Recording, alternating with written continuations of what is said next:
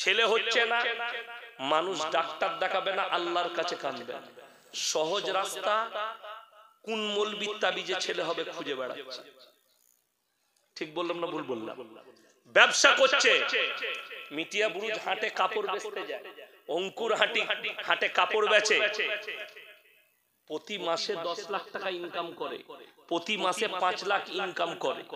তো যদি 2 মাস একটু বাজার খারাপ যায়, ও তখন হুজুর খুঁজে বেড়াচ্ছে।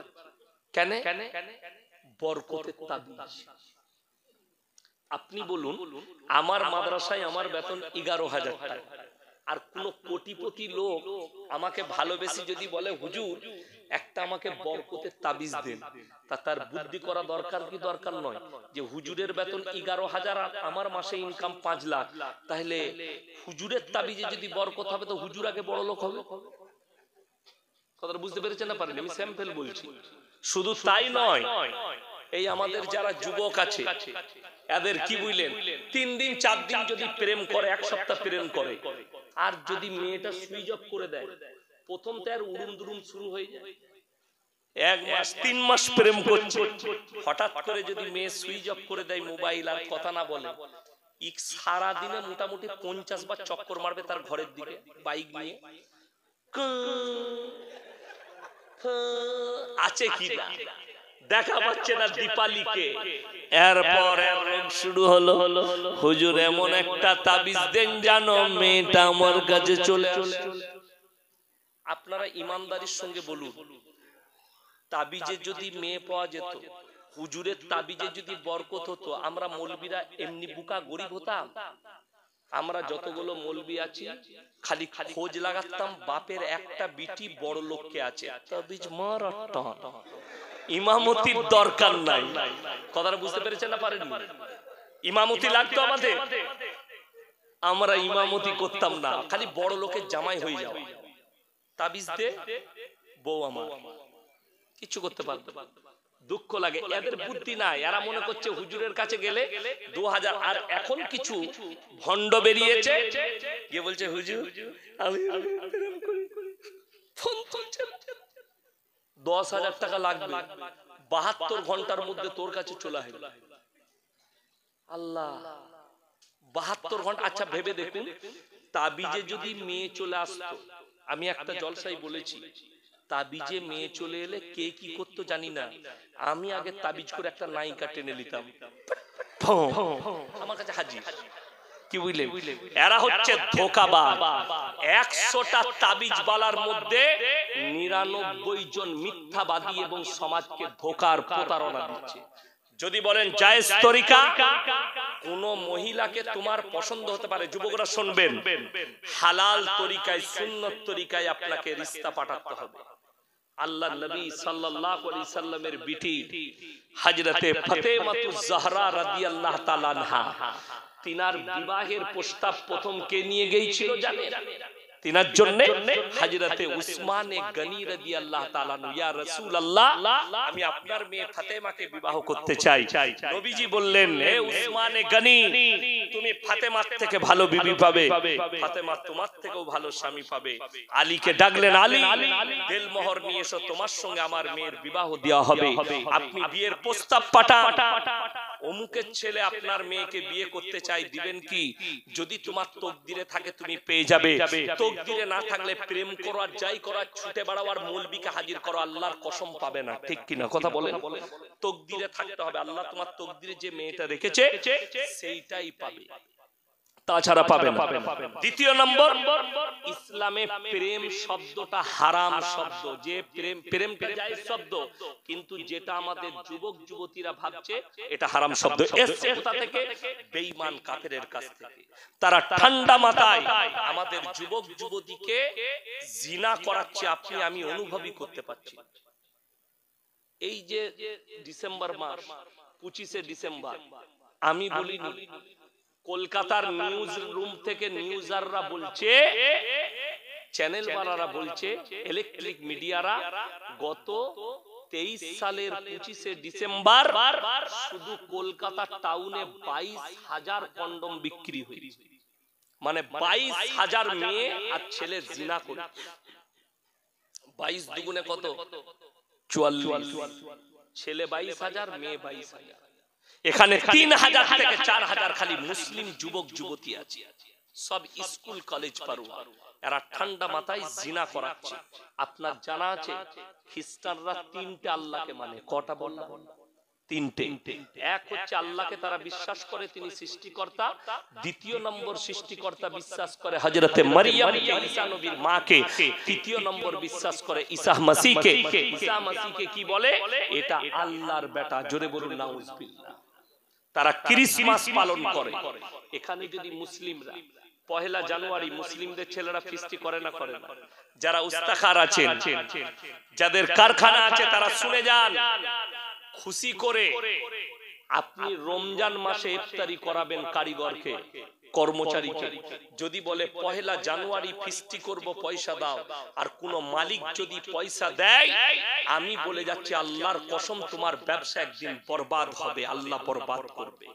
কোরআনে আছে গায়রিল মাগযুবি আলাইহিম ওয়ালাদ-দাল্লিন। মাগযুব মানে ইহুদি আর দাল্লিন মানে নাসারা। দুটো দলই পদভ্রষ্ট, আর এদের যারা অনুসারী হবে তারাও পদভ্রষ্ট হয়ে যাবে। আপনি যদি আর অনুসারী হন, আপনিও পদভ্রষ্ট হবেন।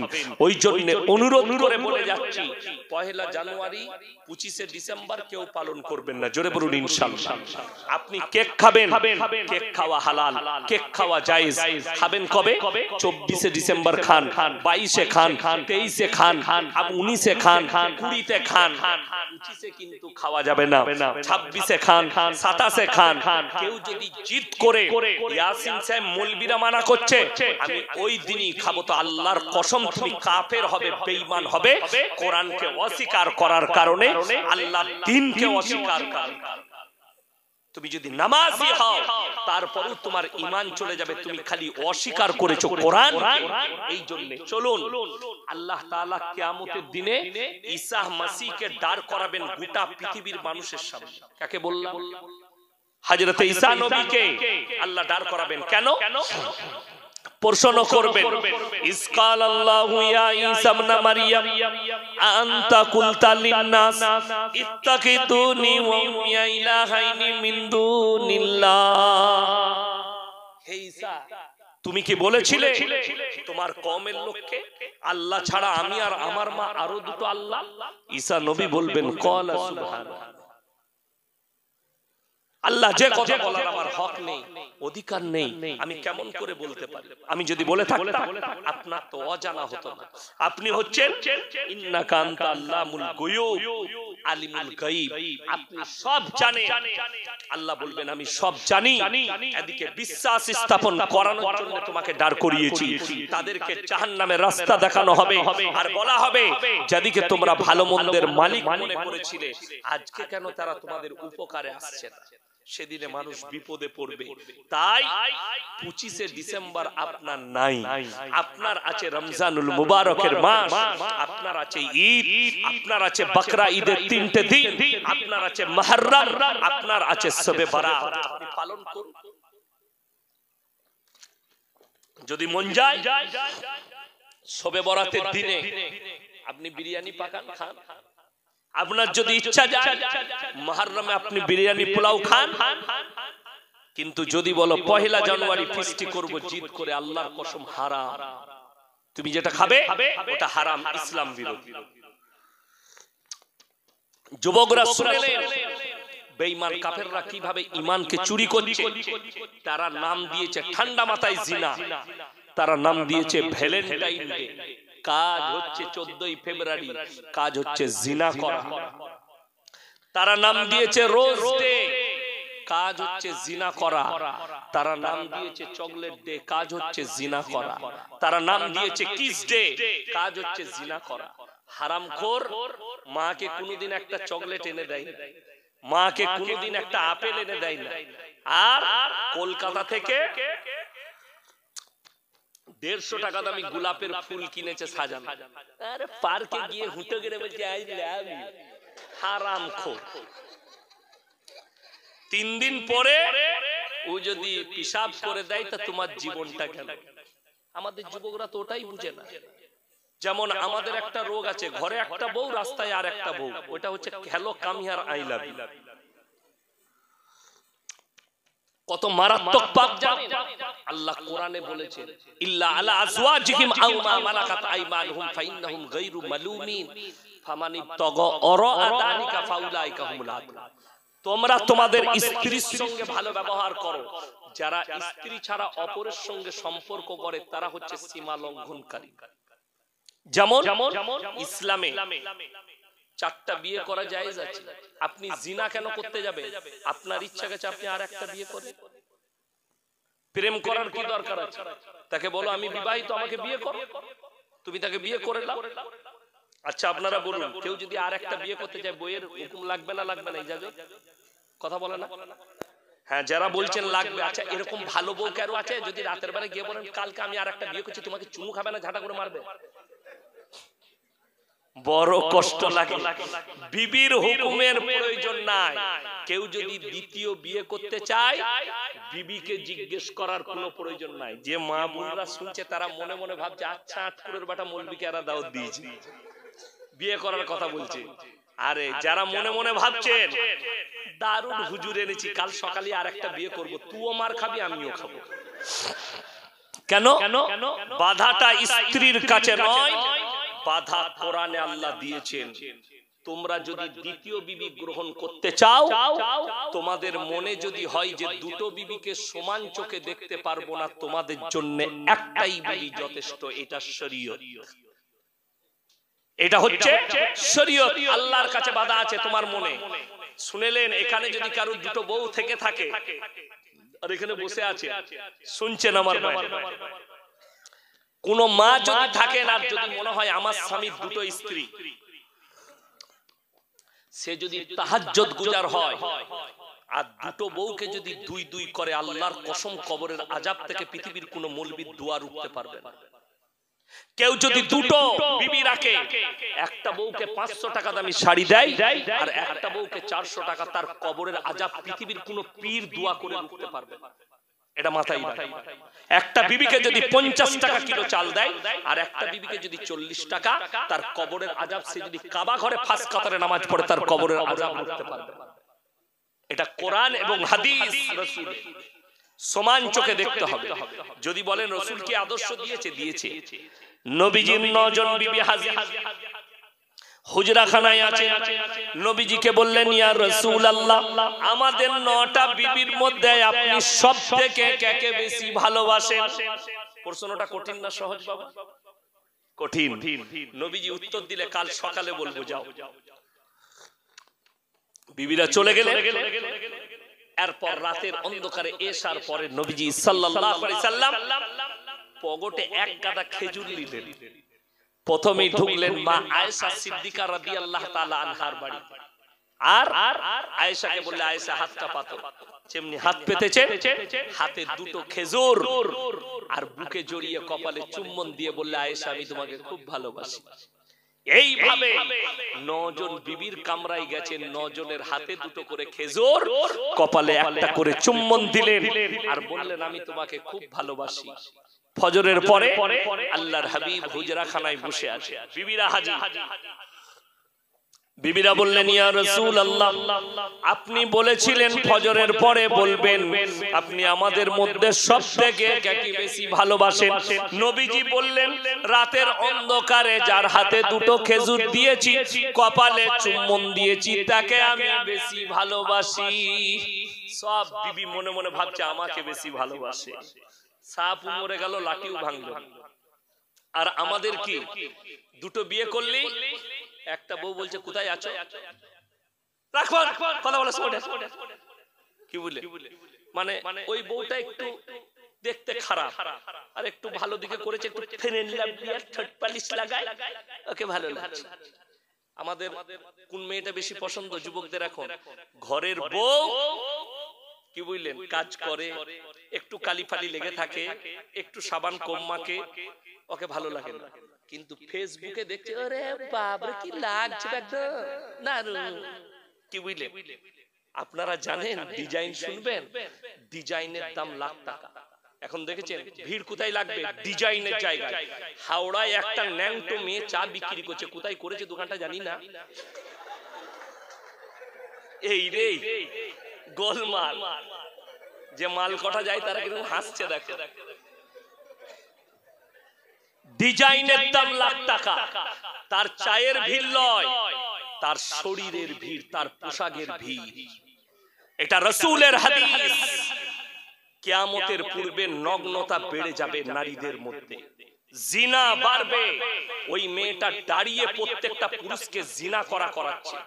হে যুবক, এক কাপ চা বিবির হাতে খাবে, চাটা নিলে অর্ধেকটা খেয়ে বিবিকে দাও, এটা তুমি খাও। আমি বলছি আল্লাহর কসম নেকি পাবে। আল্লাহ রাসূলের সুন্নাত পালন করা হবে। বাড়ি থেকে বেরিয়ে গেলে বিবির কপালে চুম্বন দিয়ে বেরিয়ে যাও। দেখছেন না ডিজাইনের দাম লাখ টাকা। দামি দামি রেস্টুরেন্ট আছে কলকাতায়, আছে না? ভালো ভালো আপনা আমি নিয়ে আছে, সিরাজ হোটেল আছে, ওদের কাছে ভিড় নাই। কিন্তু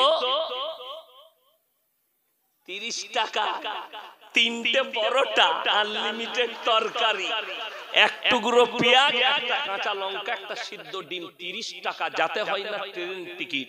বলছে ভোর 5টা থেকে 200 জনের লাইন। ডিজাইন আরো শুনবেন, কালকে আপনি অঙ্কুরহাটি বাজারে ছিড়া আন্ডারপ্যান্ট পরে চা বিক্রি করুন, গোটা কলকাতা আপনার কাছে খেতে পরে দেখতে যায় শালা ছিড়া আন্ডারপ্যান্ট আর মাথায় একটা চশমা রাখা, আর মাথায় অর্ধেকটা চুল লেপে দেন, দিয়ে চা তৈরি করুন। ইঁদুর মারা বীজ দিয়ে চা করলে খেয়ে যাবে। এটা কিয়ামতের আলামত। নারীরা নগ্নতা বাড়াবার। আজকে মডেলিং হচ্ছে, ছোট পোশাক পরাটাকে মডেলিং করছে নারীরা। আল্লাহর কসম করে বলছি, কোরআনে আছে ওয়াদরিব খুমুরিহিন্না আলা জুলুবিহিন।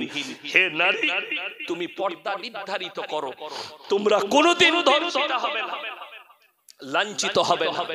যেদিন থেকে পর্দা ফরজ হয়েছে, রাসূলের হাদিস, আল্লাহর নবীর এবং সাহাবীদের বিবিরা পায়ের নখটা পর্যন্ত হুজরাখানা থেকে বের করেন। আপনি শুনেলেন, যাদের মনে হচ্ছে ফেসবুকে দেখে শাহরুখ খানের বয়স কত? কে বলে 55? 59। আচ্ছা 59 বছরের সে যুবক হয় না বুড়ো হয়? বুড়ো। কিন্তু ফিল্মে মোবাইলে দেখুন মেকআপ করে ফটো দিচ্ছে, মনে হচ্ছে 30 থেকে 35 বছরের যুবক। ঠিক কিনা? কথা বলে 30-35 বছরের যুবক মনে হচ্ছে।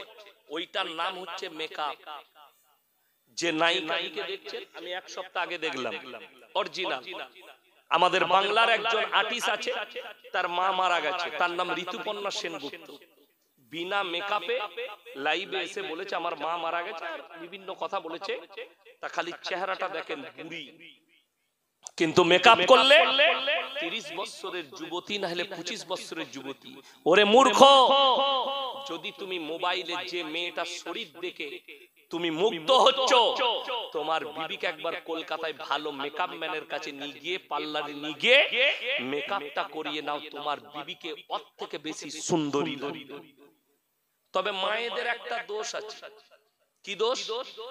রাসূল বলেছে মায়েরা সাজসজ্জা করবে, কিন্তু কোথায়? স্বামীর কাছে।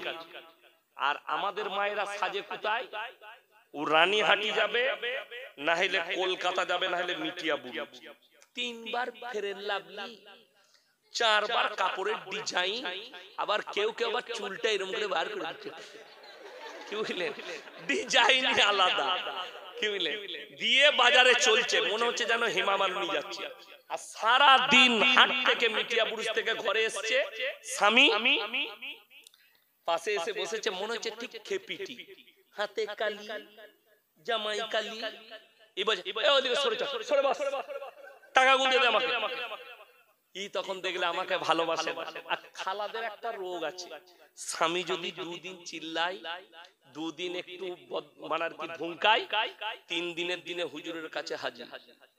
একজন সবজি বিক্রি করতে যায় বর্ধমান, প্রত্যেক দিন টাউনে সবজি বেচে, অনেক সবজি নিয়ে গেছে, কিন্তু দেখলে গিয়ে আলু 10 টাকা কিলো, বাজার খারাপ।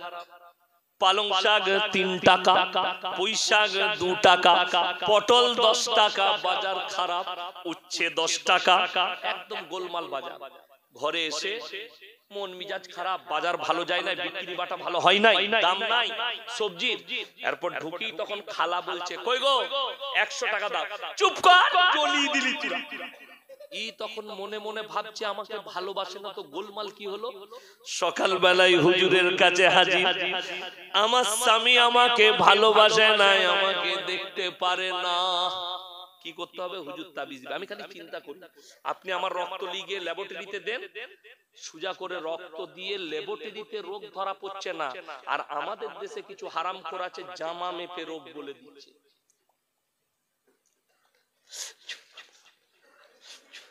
মিনার গোলমাল তো যা বুঝে কর।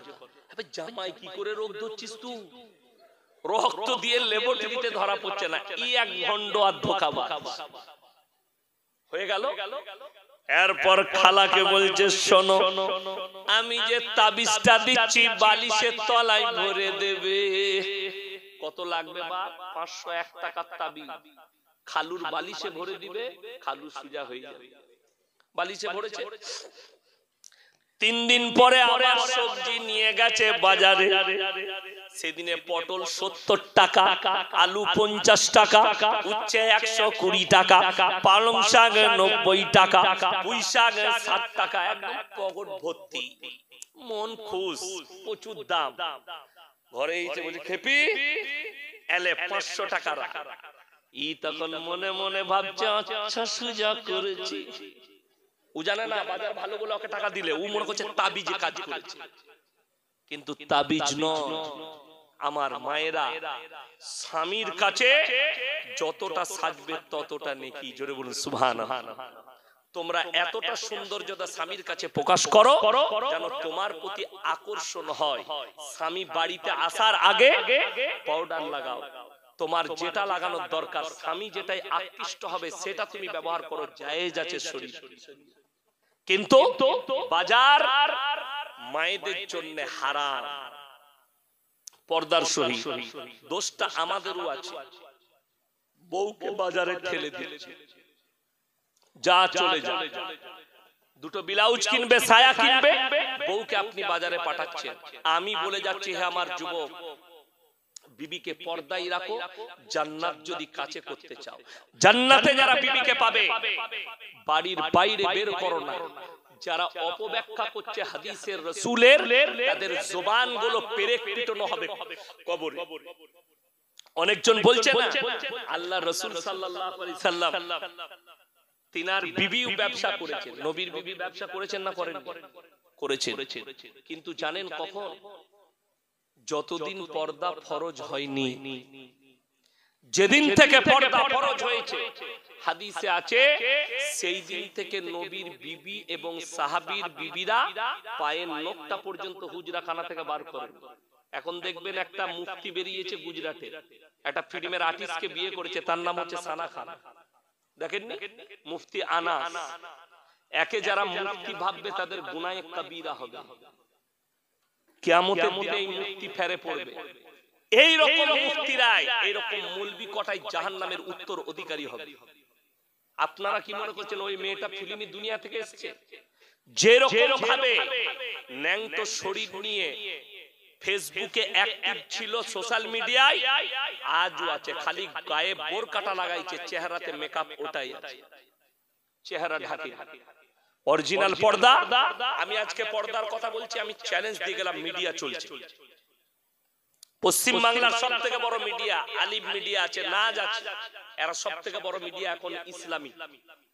এরা জানে, আমি অনেক জলসায় বলেছি, আজকে আবার বলে যাচ্ছি। আপনারা যেমন আমাকে সোশ্যাল মিডিয়ায় দেখেছেন, আমাকে যেমন সবাই মোবাইলে চিনে, আমার বর্ধমান জেলার লোকও চিনে। কোন বর্তমান টাউনের একটা দোকানি যদি বলে দিতে পারে ইয়াসিন সাহেবের স্ত্রী পর্দার সহিত এসে একটা রুমাল কিনেছে, আমি আজ জীবনে সমাজের মুখে বক্তব্য দেব না, এটা চ্যালেঞ্জ ইনশাআল্লাহ। মাইয়াত হলে আমাদের নিজেদের আত্মীয়র মাইয়াত হলেও দিনের বেলায় আমার বাড়ির মেয়েরা যায় না নিচে। যদি দিনের বেলায় দাফন কাফন হয়ে যায়, হয়ে যাবে, রাত্রিতে গিয়ে দেখা করে আসবে, তাদের দুঃখের সঙ্গে দুঃখ মিলিয়ে আসবে, পর্দার সহিত রাত্রে যাবে। কাছের আত্মীয় হলে যেতে পাবে, এটা হাদিস।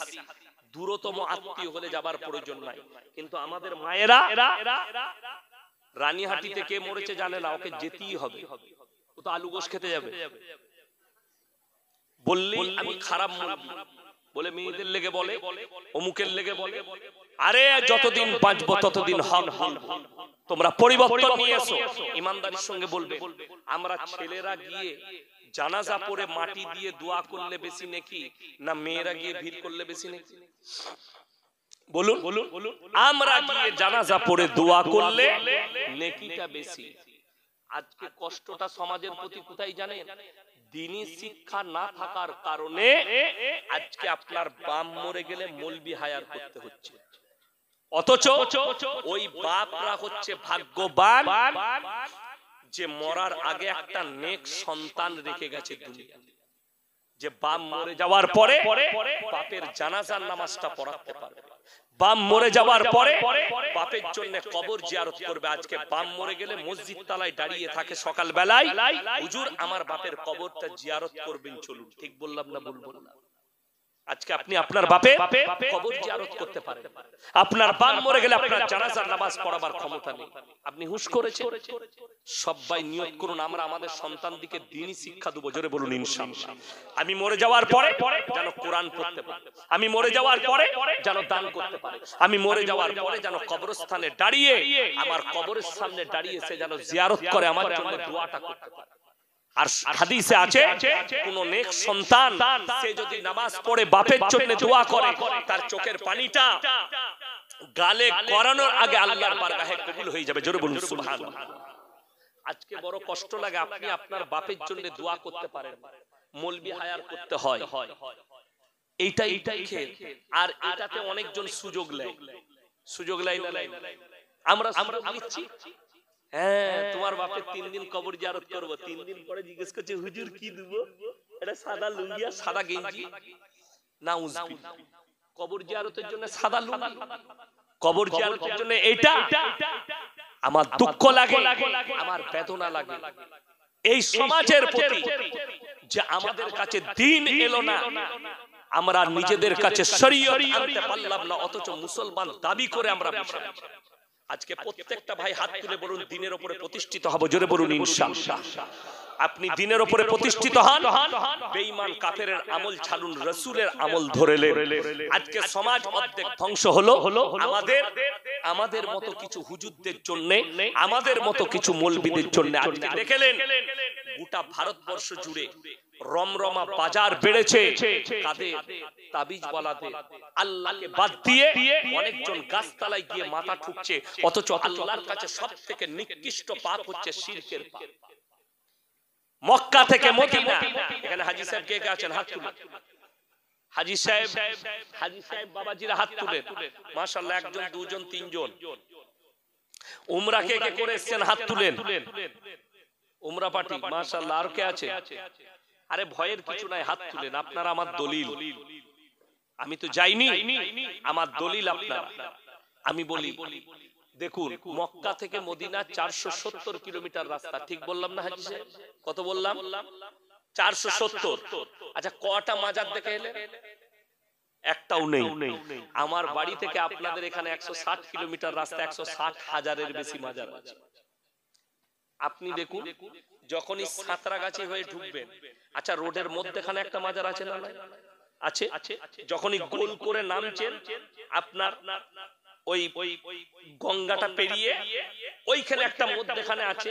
আমি খালি চিন্তা করি আল্লাহ মরার জায়গা পেল না রেল স্টেশনের ধারে, না হলে রোডের সাইডে। আর লরির ড্রাইভাররা এত ভালো, জীবনে হারামখোররা নামাজ পড়ে না, মদ খায়, গাঁজা খায়, ওরা দেখে শালা জান্নাতে যাবার ফ্রি রাস্তা যাচ্ছে। ওরে বাবরে মকদুম বাবা 10 টাকা জান্নাত, শালা গাঁজা খেয়েও জান্নাত। ওই যে মাজার বাবারে পয়সা দিয়েছে, জান্নাত চলে গেল। নাউজুবিল্লাহ। কষ্টটা ওই জায়গায়। আল্লাহর কাছে যতগুলো পাপ আছে নিকৃষ্ট পাপ হচ্ছে শিরকের পাপ। শুনেলেন কবরে চাদর চড়ানো যদি জায়েজ হতো, আল্লাহর রাসূলের কবরটা আসমান পর্যন্ত হীরে মতি মুক্ত চাদরে ঢেকে যেত। রাসূলের কবরে জায়েজ নেই, পৃথিবীর আর কোন মৌলবি মুল্লা পীর ফকিরের কবরের জন্য জায়েজ হতে পারে না। আল্লাহর রাসূলের কবরে সিজদা নেই, পৃথিবীর আর কোন মৌলবি মুল্লা পীর ফকিরের কবরের জন্য সিজদা চলতে পারে না। আল্লাহর রাসূলের কবরের সামনে দাঁড়িয়ে ভালো মন্দ চাইতে পাবে না, পৃথিবীর আর কোন মৌলবি মুল্লা পীর ফকিরের কাছে ভালো মন্দ চাওয়া যাবে না। আচ্ছা বলুন, আমি এখন বেঁচে আছি, এখন আমার পাওয়ার বেশি না মরে গেলে পাওয়ার বেশি হবে? এখন পাওয়ার বেশি। আমি মরে গেলে আমার কোনো শক্তি থাকবে? আমার লাশটাকেও আপনারা গাড়ি করে পাঠাবেন, ঠিক কি না? ইয়াসিন সাহেবে যাবার ক্ষমতা নাই, গাড়িতে চাপার ক্ষমতা নাই, আমাকে গাড়িতে আপনারা চাপিয়ে দিবেন। কিন্তু আমাদের দেশের ভন্ডরা বলছে পীর সাহেব মরে গেলে পাওয়ার বেড়ে যাবে। শালা বেঁচে ছিল তখন চলতে পারছে না, বুঝে মরে গিয়েছে পাওয়ার বেড়ে যাবে। যা বুঝে করবে, পেলিগু তো নিজেও জানেন। আজকে জানে আমাদের মতো মৌলবীদের কারণে, কিছু হুজুরদের কারণে অমুসলিম ভাইরা ইসলামকে টোল করতে লেগেছে। আমি গত 3 মাস আগে হুগলি ডিস্ট্রিক্টে জলসা করছিলাম তারকেশ্বরের কাছে। 24 পরগনার একটা অল্প বয়সী ছেলে, সে দেখলাম তাকে আমি ধরেছিলাম স্টেজে, সে বলছে হুজুর মোবাইল থেকে শুনে বলেছি। আমি বললাম তুই মোবাইলে পাস করা মৌলবি, মাদ্রাসায় পড়া মাল নষ্ট। ওই রকমই সে মৌলবি লয়, কি বায়ান করছে। আর আমাদের দেশের সমস্যা হচ্ছে কোরআন হাদিস বুঝে না, জোরে বলে সুবহানাল্লাহ, বুঝলি কি বে, জানে না কিছু। এটাই তো সমস্যা। যেমন হাওড়া, হুগলি, মেদিনীপুরে যে যত সুর করে বক্তব্য দিবে সে তত ভালো বক্তব্য। মেয়েরা বলে কি সুরলো, বুঝলি কিলো, বুঝে নাই। এইটাই সমাজ শেষ হয়েছে তো সুর করতে গিয়ে। সেই কানে হাত দিয়ে 3 কিলোমিটার টানা, বাবাজিরা মেয়েরা বোনেরা আমার মেয়েরা আল্লাহ, কেউ নিজে জানে না কি বলছে। আপনারা তো অনেক দূরে কথা। আচ্ছা আমি এতক্ষণ বক্তব্য দিলাম, আমার কথাগুলো কাটা কাটা হয়েছে না হয়নি? আপনারা বুঝেছেন, আপনাদের ব্রেনে ঢুকাতে পেরেছি। শুনেলেন বক্তব্য দিচ্ছে, ইসলামকে টোল করছে অমুসলিমরা এদের কারণে। আর আজকে বড় পীর আব্দুল কাদের জিলানী রাহমাতুল্লাহ আলাইহির জন্য বলছে, বাবাজিরা বড় পীর আব্দুল কাদের জিলানী দস্তরখানে খানা খেতে বসেছেন, দেশি মুরগি দিয়ে ভাত খাচ্ছেন। বাবাজিরা তিনি হাড্ডিগুলো একদিকে রাখছেন। তেনার মুরিদানরা বললেন, বাবা আপনি কেন হাড্ডিগুলো এক জায়গায় রাখছেন? তিনি বললেন, ও বাবা আমি যে মুরগিটা খাচ্ছি বাপ, এই মুরগিটাকে আমি বড় পীর আবার জীবিত করার ক্ষমতা রাখি। উনি যে জানে না কোথা থেকে পেলেন। নাউজুবিল্লাহ বলে। এই কথাটা বলার কারণে বক্তার ঈমান চলে গেছে। যদি বলেন কেন, আপনারা বলুন নবীজির থেকে দামি লোক পৃথিবীতে কেউ হতে পারে? আমি চ্যালেঞ্জ ছুড়ে গেলাম, যেদিনে দাওয়াত দিবেন খালি প্রশাসন ঠিক রাখবেন, যতগুলো বাপের বেটা মৌলবি আছে ডাকবেন, একটা হাদিস যদি আমাকে কেউ দেখাতে পারে নবীজি সাল্লাল্লাহু আলাইহি সাল্লাম দুম্বার মাংস খেয়েছে না খায়নি? খেয়েছে। একটা প্রমাণ দিয়ে দেন যে নবীজি দুম্বার মাংস খাওয়ার পরে দুম্বাকে জীবিত করেছেন। একটা যায়ীফ হাদিস যদি কেউ দেখায়, আমি আর জীবনে সমাজের বুকে বক্তব্য দেব না। শুধু তাই নয়, নবীজি উটের মাংস খেয়েছেন, উটকে জীবিত করেছেন, এরকম হাদিস নাই। আজকে যদি বড় পীর জীবিত থাকতেন, এদিকে কাফের ফতোয়া দিত। সেই দিনে দেখলাম আমাকে একজন ক্লিপ পাঠিয়েছে, আপনাদের হাওড়া জেলায় উলুবেড়িয়ায় বাড়ি। সে দেখছি সে তার বায়ান শেষ হয়েছে, তার বায়ানের শেষে আর একজন হুজুর স্টেজে চাপছে। তিনি আমার সাথে জলসা করেছেন। এই ছেলেটা মাদ্রাসায় ফাদ্রাসায় পড়ে নাই, উলুবেড়িয়ায় বাড়ি। আমাকে ক্লিপ পাঠিয়েছে, কি বলছে লাস্টে? ইয়াসিন ওই ডাব চোর, ওই ফিতরাখোর, এদের বায়ান শুনবেন না, এদিকে দাওয়াত দিবেন না। আপনারা এতক্ষণ যে বায়ান আমার শুনলেন, আমি কি কোনো কুফরি কথা বলেছি? রাসূলের বিরুদ্ধে বলেছি? কোন পীরের বিরুদ্ধে বললাম? বড় পীর আব্দুল কাদের জিলানী রাহমাতুল্লাহ আলাইকে জানের থেকে প্রাণের থেকে বেশি ভালোবাসি, কিন্তু মিথ্যাচার করলে আল্লাহ ছাড়বেন না। এরপর কেন গাল দিচ্ছে? গাল দেওয়ার কারণ হচ্ছে ইলম কালাম থাকতে হবে। তবে একজন হুজুর ফতোয়া দিলে, বাবাজিরা দেওবন্দীদের পেছনে নামাজ পড়বেন না, ওয়াহাবিদের পেছনে নামাজ হবে না, বাবা তোমরা নামাজ পড়বে না। আর আল্লাহর কসম করে নবীর স্টেজে বসে বলছি, আল্লাহ যেন আমার জুবানকে বন্ধ করে দেয়। এই বক্তায় আমি কোলাঘাটে গত বছরে ফজরের পরে 1 ঘন্টা বয়ান শুনেছিল, সময় পাই নাই, ডেট পাই নাই, বললে হুজুর ঘুমাবেন। ফজরের পরে যুবকরা বললে 1 ঘন্টা শুনবো। ফজরের নামাজের ইমামতি ইয়াসিন করেছে সেই হুজুর, আমার পেছনে নামাজ পড়ল। আমি স্টেজে চেপে বললাম, এই বক্তাই ফতোয়া দিয়েছে এদের পেছনে নামাজ হবে না, অথচ নামাজ পড়লো। আপনাদেরকে সিস্টেমটা খালি বুঝিয়ে দিই। যতগুলো নেতা মন্ত্রীকে দেখছেন মাইক নিয়ে ঝগড়া করছে, এরা যখন অ্যাসেম্বলিতে যায় এক টেবিলে বসে খানা খায়। হুজুরদের অবস্থাটা তাই, তারা যখন আমাদের সঙ্গে এক জায়গায় দেখা হয়, একটা টেবিলে চা খায়, সেরে পাঞ্জাবে দেখা হচ্ছে হুজুর ভালো আছেন, এক কাপ চা খান আমার পয়সায়, একসঙ্গে চা খাচ্ছে, কিন্তু যখন স্টেজে যাচ্ছে তখন ইয়াসিনকে গালি দিচ্ছে, কমকে ভুল বার্তা দিচ্ছে। আর আমি বলে যাচ্ছি কেউ কি কাফের বলবেন, গালি দিবেন না। আমি যদি বলি তুমি লম্বা জামা পরে, অবশ্যই আমার মাদ্রাসা ফিতরার দ্বারা চলে, আমি মৌলবি হইছি ফিতরার পয়সা খেয়ে, আপনাদের যাকাতের পয়সা দিয়েছেন মাদ্রাসায়, তবে আমি মৌলবি হয়েছি। তাইলে তুমি বলো তুমি কি পড়ে মৌলবি হয়েছো? ফিতরা খাওনি, তাইলে তুমি চুরির পয়সা খেয়েছো, তুমি জিনাকারীর পয়সা খেয়েছো, মদখোররা তোমাকে পয়সা দিয়েছে, তবে তুমি মৌলবি হয়েছো। তা না হলে তো তোমার ভাষা ফিতরা তো হারাম জিনিস নয়, ফিতরা হারাম। মাদ্রাসার তালিব ইলমদের জন্য ফিতরা কি কথা বলে? জায়েজ। মাদ্রাসার তালিব ইলমদের জন্য যাকাতের পয়সা জায়েজ, সদকার পয়সা জায়েজ, সদকার মুরগি জায়েজ। যদি হিম্মত থাকে, এরপরে গিয়ে আপনাদেরকে বল দাওয়াত দিয়ে গেলাম আমার মাদ্রাসার, আমার অবর্তমান, আমি কালকে মালদা ডিস্ট্রিক্ট যাব, সকালে 10টায় বেরিয়ে যাব, আপনি চলে যান, জিজ্ঞেস করবেন ইয়াসিন মাদ্রাসায় যেদিন থেকে শিক্ষক এক কাপ চা মাদ্রাসার খাই না, বাড়িতে খাই, মাদ্রাসায় পড়াই, যেদিন থেকে আমি আল্লাহ আমাকে জলসা দিয়েছে, টাকা দিয়েছে, মাদ্রাসার শিক্ষক হয়েছে, আমরা বাপ বেটা মাদ্রাসায় এক লুকমা খানা খাই, কিন্তু পড়ার জীবনে ইনশাআল্লাহ যাকাতের পয়সা মানুষ দিয়েছে, মাদ্রাসায় খেয়েছে, পড়ার জীবনটা ওইভাবেই কেটেছে। তাইলে তুমি মৌলবি হইছো জিনাখোরের পয়সা, তুমি মৌলবি হইছো মদ বিক্রির ট্যাক্সের পয়সা লাও, তোমরা তাহলে যাকাতের পয়সা লাও না। বড় কষ্ট লাগে, স্টেজে চেপে নাম ধরে গালি দিচ্ছে, আর মানুষ সুবহানাল্লাহ বলছে, মানুষ বাবা করছে, এদের কাছে দিন এদের দ্বারা কি পৌঁছাবে? আর আমি বলে যাচ্ছি, সে যে তবকারি আলেম হোক, দেওবন্দি হোক, বেরেলি হোক, ফুরফুরা হোক, আহলে হাদিস হোক, আর যে মানুষই বলুক, গাছের ডালে যদি ভালো কথা লেখা থাকে, নবীজি বলেছেন সেটা গ্রহণ করো। কে বলছে দেখো না, কি বলছে লক্ষ্য করো। ইয়াসিনের কথাটা যদি হাদিস বিরোধী হয়, কোরআন বিরোধী হয়, আমার কথাটা ছুঁড়ে ফেলিয়ে দিবেন, রাসূলের কথাটা আর কোরআনের কথাটা দিবেন। আমি ইয়াসিন বলে গেলাম, ওই জন্য কেউ কি গালি দিবেন না। আমি বলে যাচ্ছি, যারা আমাকে ভালোবাসে তাদেরকে আমি বলি, যারা আমাকে ফেসবুকে ইউটিউবে গালি দিচ্ছে, তোমরা গালি দিও না, ঈমানকে নষ্ট করো না। অশ্লীল ভাষা যারা ব্যবহার করে, এটা বুখারী শরীফের হাদিস, তারা হচ্ছে মুনাফিক।